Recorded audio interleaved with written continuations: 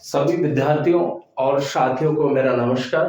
मैं सभी का आर्य क्लास यूट्यूब चैनल के अंतर्गत बहुत बहुत स्वागत, वेलकम और अभिनंदन करता हूं। डियर स्टूडेंट्स और प्रिय साथियों, हमने पिछली क्लास के अंतर्गत जो बात की थी, हम राज्य के संदर्भ में बात कर रहे थे, राज्य के कॉन्सेप्ट के संदर्भ में। और आज की जो हमारी जो क्लास रहेगी, ये राज्य की जो संकल्पना है उसके पार्ट 2 के रूप में हमारी जो है क्लास रहेगी।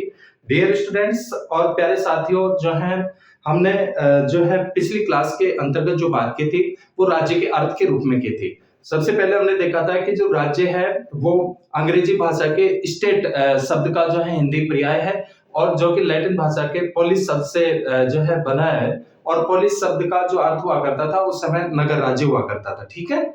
और जो है राज्य का आधुनिक समय में जो सबसे पहले जो प्रयोग किया इस शब्द का, वो मैकियावेली के द्वारा जो है क्या किया जाता है, इस शब्द का जो है प्रयोग किया जाता है। और जो राज्य है, राज्य के जो तत्व हैं, निर्धारक तत्व कितने माने गए हैं वर्तमान समय में? 4 माने गए हैं। कितने माने गए हैं? 4। ध्यान रखना डियर स्टूडेंट्स और साथियों, राज्य के जो आधुनिक समय में जो राज्य के जो तत्व हैं या राज्य के जो निर्माण जो अंग है, वर्तमान समय में जो राज्य है ये 4 अंगों से मिलकर के बनता है। कितने अंगों से मिलकर के बनता है? 4 अंगों से मिलकर के बनता है, जिसमें जो है सबसे पहले जैसे जनसंख्या, ठीक है, कौन सा अंग आता है? जनसंख्या। उसके बाद में जो है निश्चित भूभाग, और इसके बाद में जो है राज्य के लक्ष्य और उद्देश्यों की जो पूर्ति की जाती है किसके द्वारा की जाती है? सरकार के द्वारा। किसके द्वारा? सरकार के द्वारा। और राज्य का जो चौथा जो अंग माना गया है वो किसको माना गया है? संप्रभुता को, जिसका अर्थ होता है सर्वोच्च शक्ति। तो वर्तमान समय में राज्य के कितने अंग माने गए हैं? 4 माने गए हैं। ठीक है।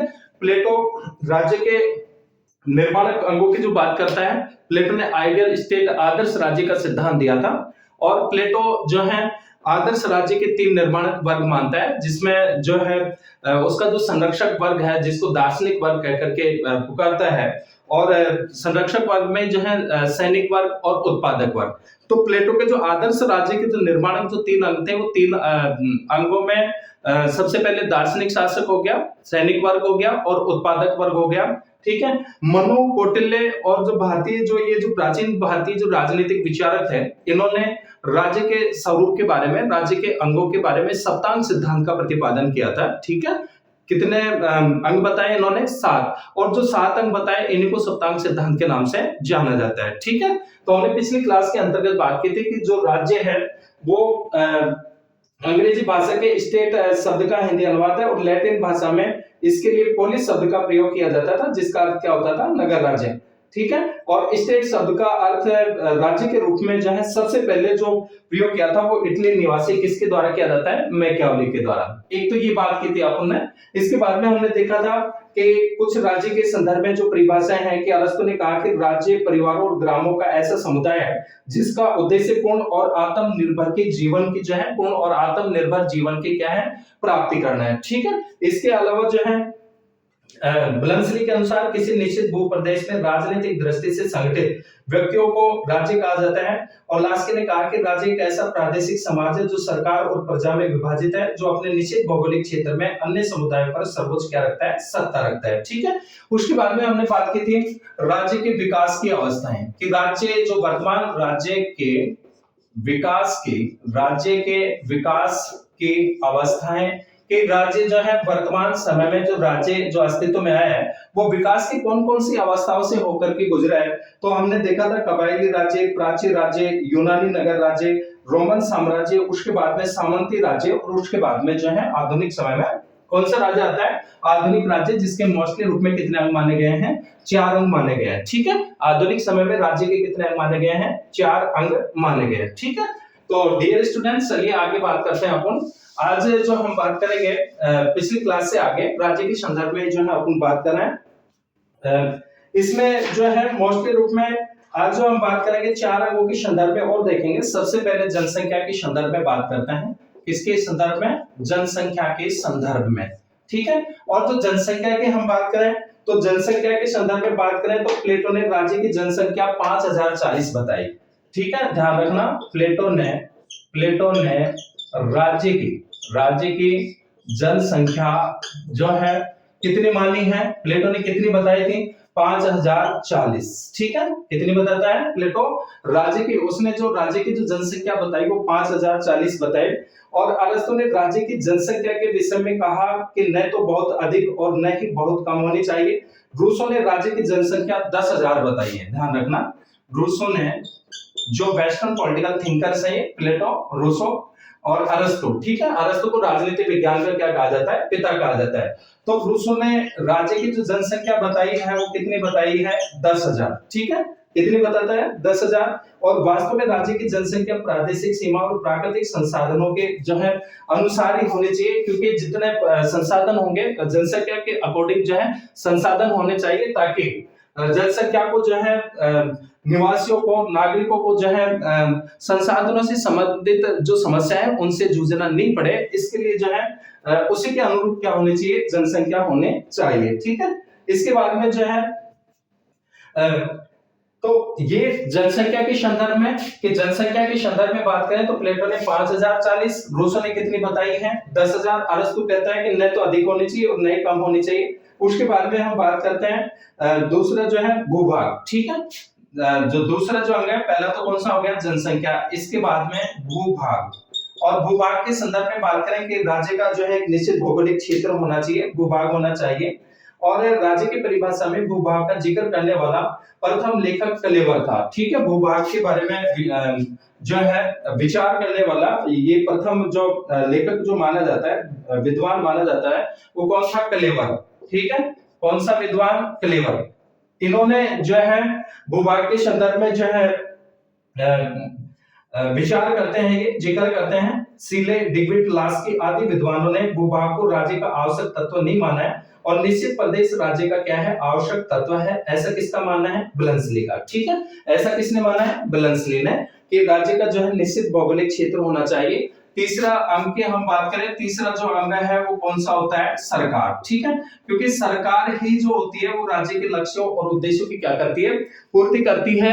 और राज्य का जो प्रकटीकरण होता है वो कौन होता है? वो सरकार होती है, शासन होती है, गवर्नमेंट होती है। ठीक है, तो सरकार के द्वारा राज्य के लक्ष्यों और उद्देश्यों की क्या की जाती है? पूर्ति की जाती है।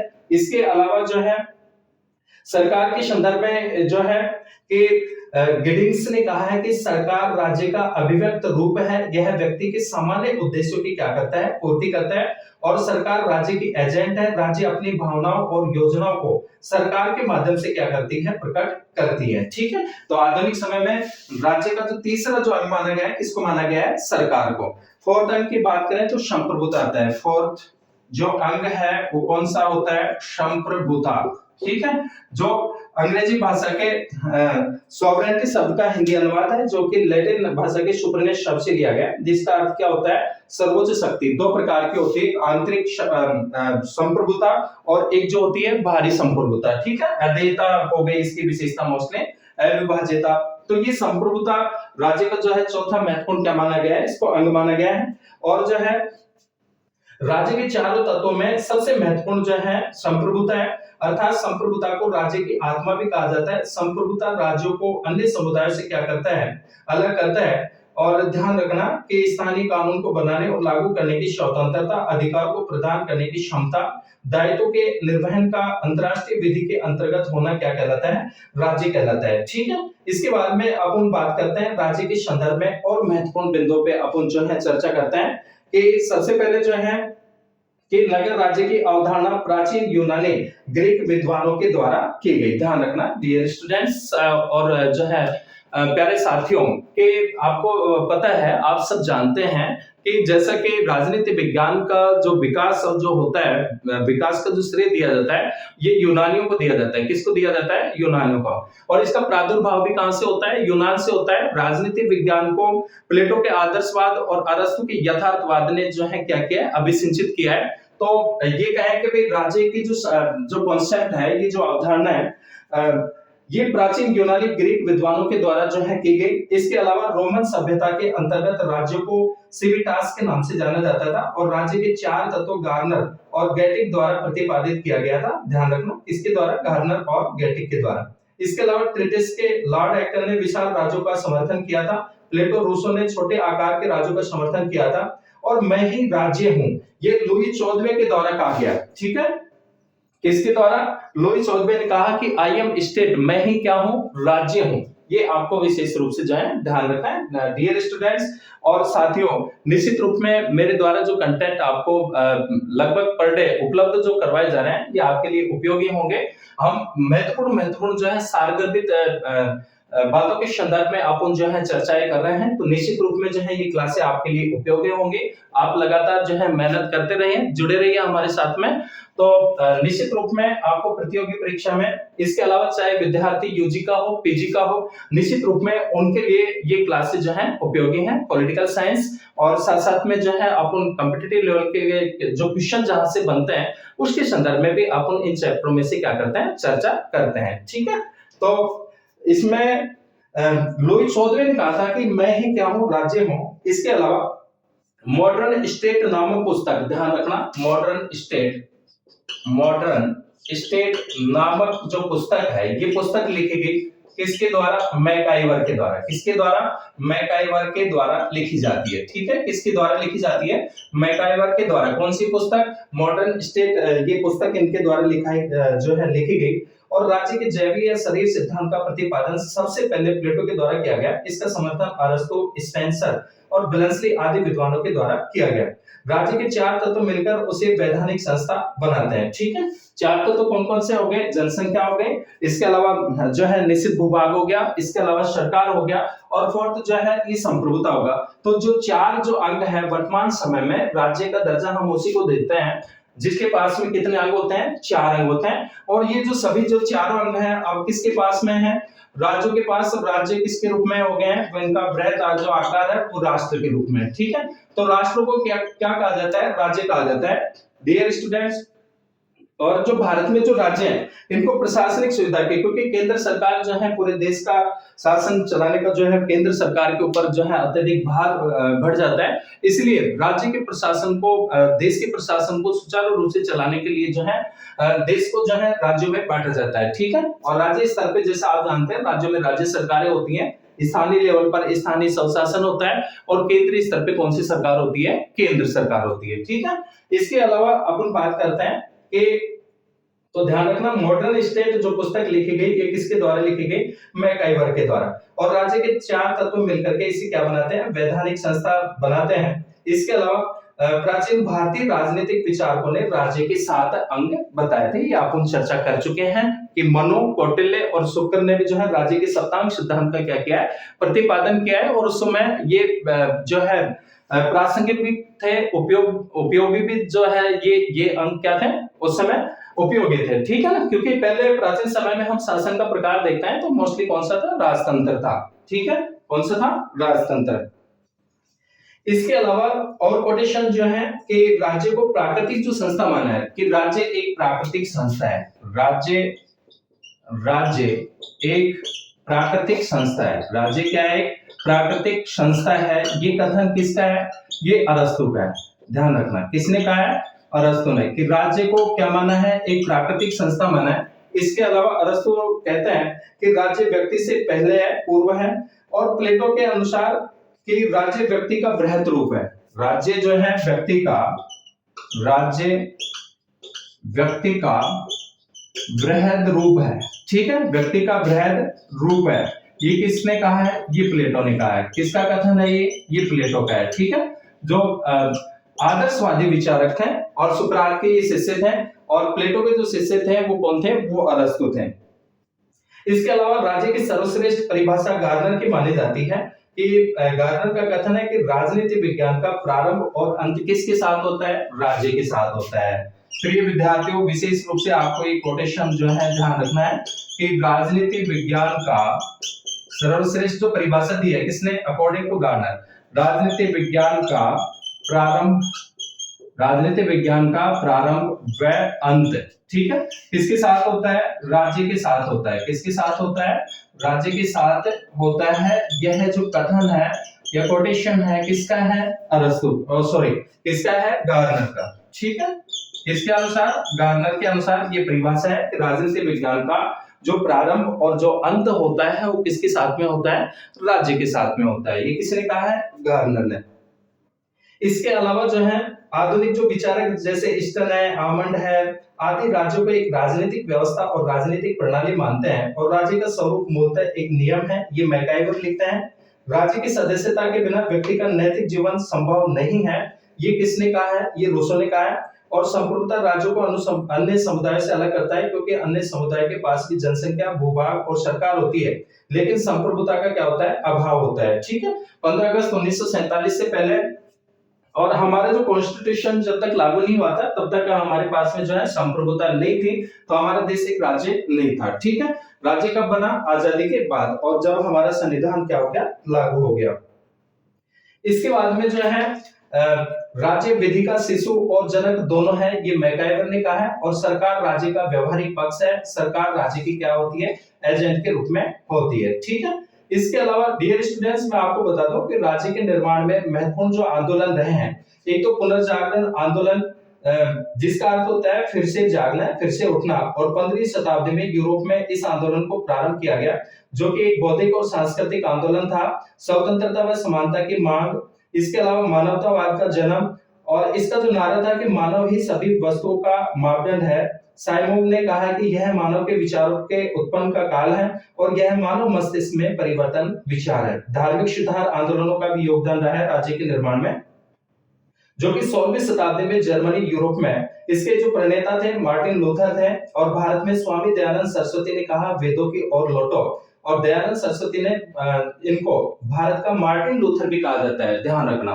ठीक है। इसको भारत का मार्टिन लूथर, भारत का मार्टिन लूथर, मार्टिन लूथर जो कहा जाता है, भारत का मार्टिन लूथर किसको कहा जाता है? स्वामी दयानंद सरस्वती को। ठीक है। स्वामी दयानंद सरस्वती जी को।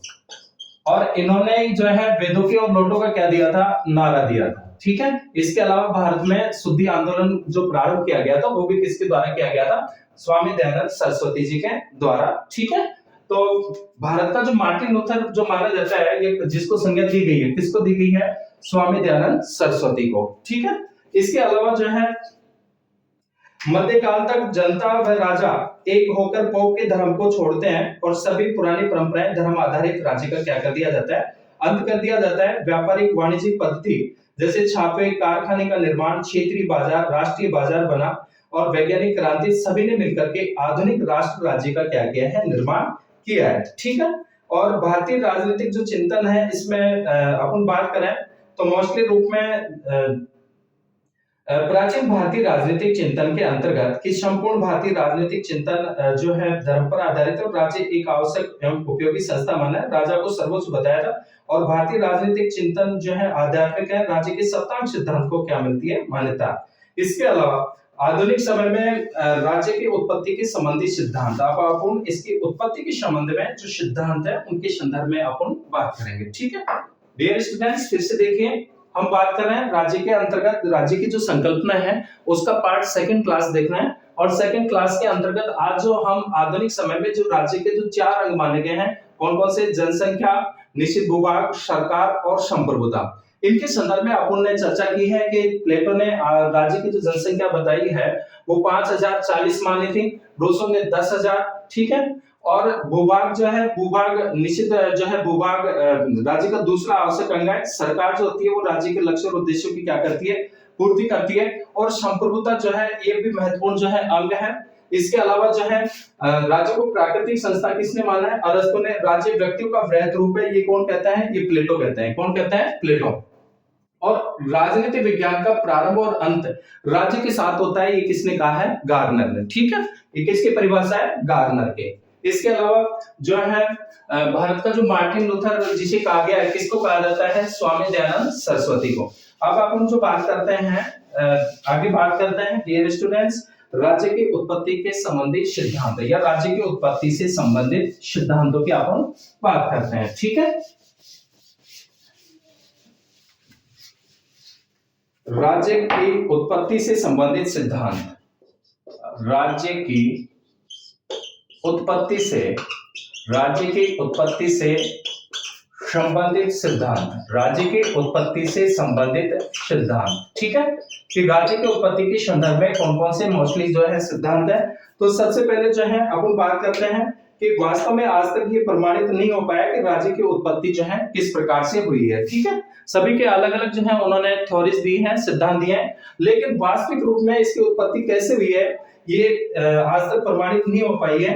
और इसके साथ ही साथ राजनीति शास्त्र के विद्वान भी इस संबंध में एक मत नहीं है। राज्य की उत्पत्ति के संबंध में समय समय पर सिद्धांत प्रतिपादित किए गए, लेकिन सर्वाधिक जो मान्यता राज्य की उत्पत्ति का ऐतिहासिक और विकासवादी सिद्धांत को मिला है। ठीक है, ध्यान रखना, राज्य की उत्पत्ति का ऐतिहासिक व विकासवादी, कौन सा? ऐतिहासिक व विकासवादी सिद्धांत। ठीक है, इसको क्या मिली है? मान्यता मिली है।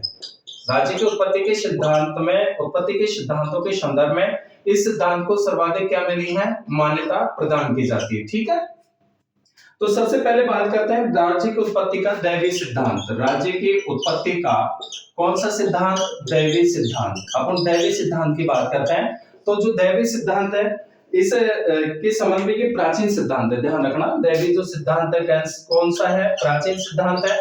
और प्राचीन सिद्धांत जो दिया गया था ये किसके द्वारा प्रतिपादित किया जाता है? भारतीय जो राजनीतिक जो विचारक थे, कौन? मनु के द्वारा जो है ये प्रतिपादित सिद्धांत था। और इसकी धारणा विकसित हुई कि राजा ईश्वर के द्वारा स्थापित एक दैवीय संस्था है और राजा ईश्वर का प्रतिनिधि होने के कारण केवल ईश्वर के प्रति उत्तरदायी है। प्रजा का कर्तव्य अथवा धर्म है कि राजा की आज्ञाओं का हृदय से पालन करे और उसका विरोध नहीं करे। ठीक है, राज्य के दैवीय सिद्धांत के समर्थक जो हैं विचारक, एक तो फिल्मर, पैट्रियार्क, इसके अलावा मनु ने तो प्रतिपादित किया, इसके अलावा जेम्स प्रथम, हीगल, ये भी जो है जो विचारक थे, इन्होंने भी जो है दैवीय सिद्धांत का जो है समर्थन किया है। और जैसे हीगल ने राज्य को इस पृथ्वी पर ईश्वर का क्या माना? अवतार माना है। तो राज्य की उत्पत्ति के संदर्भ में कौन कौन से हो गए विचारक? मनु, जेम्स प्रथम, हीगल, होमर, हुज। ठीक है, इसके बाद में जो है महत्वपूर्ण तथ्यों की बात करें तो राज्य ईश्वर का अवतरण है, किसने कहा? हीगल ने। राजा लोग पृथ्वी पर परमात्मा की श्वास लेती हुई मूर्तियां हैं, ये जेम्स प्रथम का था। और राजा ईश्वर का प्रतिनिधि है, बोझ ने कहा। और राजा ईश्वर की प्रतिमूर्ति है, ये भी किसने कहा? बोझ ने। तो राज्य की उत्पत्ति के संबंध में निष्कर्षतः यह कहा जा सकता है कि राज्य को ईश्वर ने बनाया। राजा लोग पृथ्वी पर ईश्वर की प्रतिमाएं हैं और राजा ईश्वर का प्रतिनिधि होने के नाते केवल उसी के प्रति उत्तरदायी है। और राजा के प्रति विद्रोह की भावना ईश्वर के प्रति विद्रोह है, जो ऐसा करेगा उसे मृत्युदंड मिलेगा। इसके अलावा आलोचक कहते हैं, आलोचना की इसको अतार्किक मानते हैं, अवैज्ञानिक, नास्तिकों को अमान्य। क्रैब का कथन है कि राज्य विधि का नहीं बल्कि विधि ही राज्य का क्या करती है? निर्माण करती है। इसके बाद में शक्ति का सिद्धांत, दूसरा सिद्धांत कौन सा है? शक्ति का सिद्धांत। शक्ति का सिद्धांत कौन सा सिद्धांत है? शक्ति का सिद्धांत। और जो शक्ति का सिद्धांत है ये शक्तिशाली, ये मानकर चलता है कि शक्तिशाली व्यक्तियों ने दुर्बलों को, कमजोर लोगों को पराजित करके उन पर शासन करना प्रारंभ कर दिया और इस प्रकार राज्य की क्या हुई है? उत्पत्ति हुई है। इस तरह के जो विचारक है ओपेनहाइमर, डेविड ह्यूम, ट्रिटस्के, नीत्शे और वॉल्टेयर, राज्य को एक वर्गीय संस्था माना है जिसका जन्म युद्धों के कारण हुआ है, ये ओपेनहाइमर कहते हैं। और शक्ति जो है ये बंदूक की नली से निकलती है। ध्यान रखना, ये किसने कहा? शक्ति जो है, शक्ति बंदूक की नली से निकलती है। शक्ति बंदूक की नली से निकलती है। ये किसका कथन है? ये माओ से तुंग का था। किसका कथन था? माओ से तुंग। ठीक है, किसका कथन था? ये माओ से तुंग का था। तो प्रिय विद्यार्थियों जो है इन्होंने कहा कि जो शक्ति है वो बंदूक की नली से निकलती है, ऐसा किसका मानना था? माओ से तुंग का। ठीक है, ये कथन ध्यान रखना, शक्ति बंदूक की नली से निकलती है, किसने कहा? माओ से तुंग ने। इसके अलावा जो है तो ये शक्ति का सिद्धांत है। इसके बाद में पितृसत्तात्मक सिद्धांत, तीसरा जो सिद्धांत जो आता है उत्पत्ति के संदर्भ में, पितृसत्तात्मक सिद्धांत। कौन सा सिद्धांत?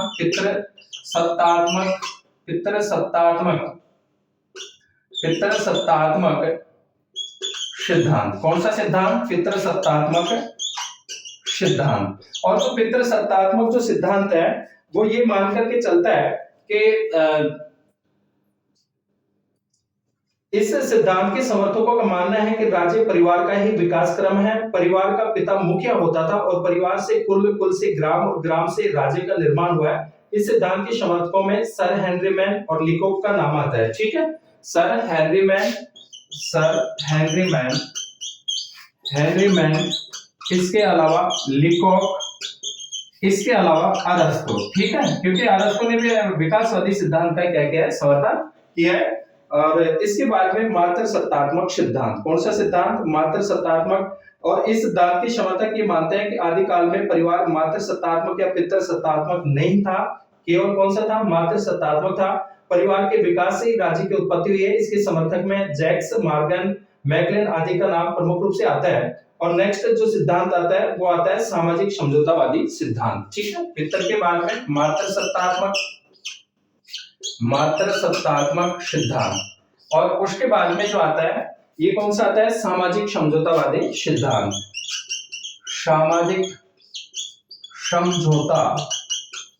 सामाजिक समझौतावादी सिद्धांत। डियर स्टूडेंट्स, एक राज्य की जो उत्पत्ति हुई है वो परस्पर किसके माध्यम से हुई है, समझौते के माध्यम से हुई है। पहले जो शासन के जो अंग थे, व्यवस्थापिका, कार्यपालिका और न्यायपालिका, इसका क्या था, अभाव था, अराजकता की स्थिति थी। ठीक है, कानूनों को लागू करने वाली संस्था नहीं थी, इसके अलावा कानून बनाने वाली संस्था का अभाव था। तो इस तरह से अराजकताएं थी और इस स्थिति से छुटकारा पाने के लिए व्यक्तियों ने परस्पर मिलकर के क्या किया, समझौता किया। और समझौते के माध्यम से क्या होती है, राज्य की उत्पत्ति होती है। ऐसा जो सिद्धांत मान करके चलता है, कौन सा है, वो सामाजिक समझौतावादी सिद्धांत है। और आधुनिक समझौतावादी विचारकों की बात करें तो कौन कौन है, हॉब्स, लॉक और रूसो। ठीक है, समझौतावादी विचारक आधुनिक कौन कौन से हैं, हॉब्स, इसके अलावा जॉन लॉक, इसके अलावा जीन जैक्स रूसो। ठीक है, जो कि तीनों समझौतावादी या संविधावादी विचारकों के नाम से इनको जाना जाता है। वेस्टर्न थिंकर्स हैं, विचारक हैं। और इस सिद्धांत ने 17वीं और 18वीं शताब्दी में अत्यधिक लोकप्रियता प्राप्त की। उस काल के राजनीतिक विचारों को काफी प्रभावित किया। इस सिद्धांत के अनुसार राज्य क्या है, एक मानवीय संस्था है जिसका निर्माण प्राकृतिक अवस्था में रहने वाले व्यक्तियों ने प्राकृतिक समझौते के आधार पर, यानी पारस्परिक परस्पर समझौते के आधार पर किया। प्राकृतिक अवस्था में रहने वाले मनुष्यों को जब प्राकृतिक अवस्था कष्टदायक लगने लगी तो उन्होंने एक समझौते के द्वारा राजनीतिक समाज की स्थापना की, और जिससे राज्य का क्या होता है, उदय होता है। इसने राज्य के दैवीय सिद्धांत को खंडित कर सामाजिक समझौते के सिद्धांत को स्थापित किया। इसके प्रमुख जो प्रवर्तक हैं हॉब्स, लॉक और रूसो हैं। महत्वपूर्ण तथ्यों के संदर्भ में देखें तो सामाजिक समझौतावादी राज्य को यंत्रीय, कृत्रिम और मानव के द्वारा निर्मित क्या मानते हैं, संस्था मानते हैं। सबसे निकृष्ट राज्य सबसे उत्कृष्ट अराजकता से अच्छा है, ये होब्स कहता है। और ग्रीन ने कहा है कि राज्य का आधार शक्ति नहीं बल्कि क्या है, इच्छा है। ध्यान रखना, टीएच ग्रीन ने कहा है कि राज्य का जो आधार है, राज्य का आधार जो है वो शक्ति नहीं, राज्य का आधार शक्ति नहीं बल्कि क्या है, इच्छा है। ठीक है, कि राज्य का जो आधार है वो शक्ति नहीं बल्कि क्या है, राज्य का आधार शक्ति नहीं बल्कि क्या है, इच्छा है। ये किसने कहा, किसका कथन है, ये टीएच ग्रीन का है। किसका है, टीएच ग्रीन का। इसके बाद में अपन जो बात करते हैं वो नेक्स्ट जो सिद्धांत है राज्य की उत्पत्ति से संबंधित, और जो राज्य की उत्पत्ति से संबंधित जो नेक्स्ट जो सिद्धांत आता है वो आता है ऐतिहासिक तथा विकासवादी सिद्धांत। ठीक है, और इसको सर्वाधिक क्या मिली, मान्यता मिली है। कौन से सिद्धांत को, ऐतिहासिक और विकासवादी सिद्धांत को। कितने सिद्धांत हो गए डियर स्टूडेंट्स, 5 सिद्धांतों की अपन बात कर चुके हैं। छठा जो सिद्धांत है राज्य की उत्पत्ति का ऐतिहासिक, राज्य